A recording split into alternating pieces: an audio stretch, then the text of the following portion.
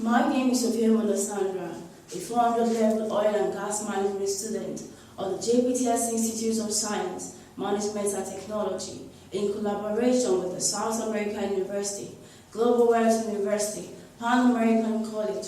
I will be presenting briefly on the oil pipeline vandalization and the socio-economic effect in Nigeria's Niger Delta region. Pipeline vandalization refers to the willful or deliberate act of damaging petroleum pipelines with the sole aim of stealing crude oil and associated petroleum products. With the discovery of crude oil and natural gas in the Niger Delta in 1956, it was expected that it would usher in the much needed sustainable development in the region, whereas this did not happen.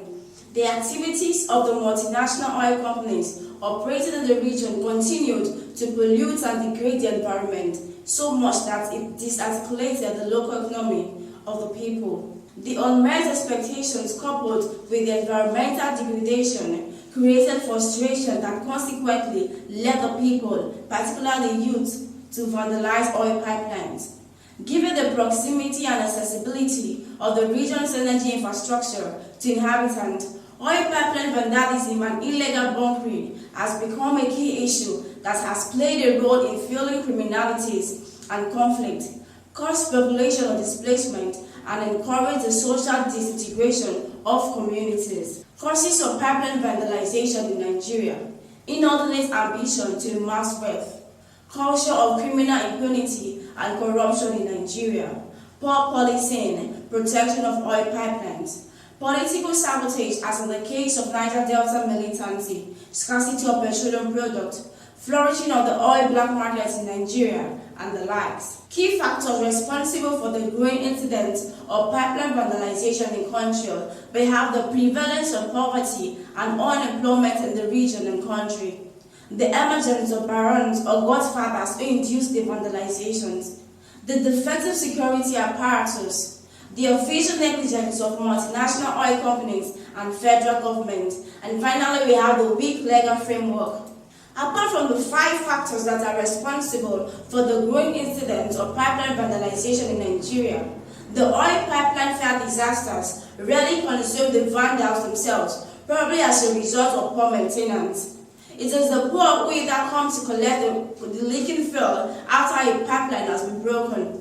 This category of people are the hardest hit by such disasters.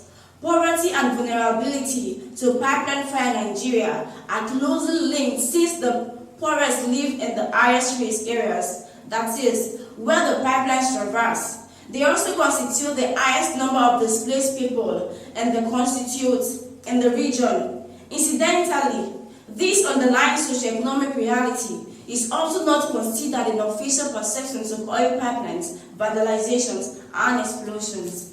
Effect of oil pipeline vandalism in Nigeria: we have economic losses. The economic losses associated with oil pipeline vandalisms are arrived at by qualifying the monetary with value of lost product and the cost of pipeline repairs. Killing of public officials. Oil pipeline vandalism has also resulted in wanton killings of government officials and public security agents.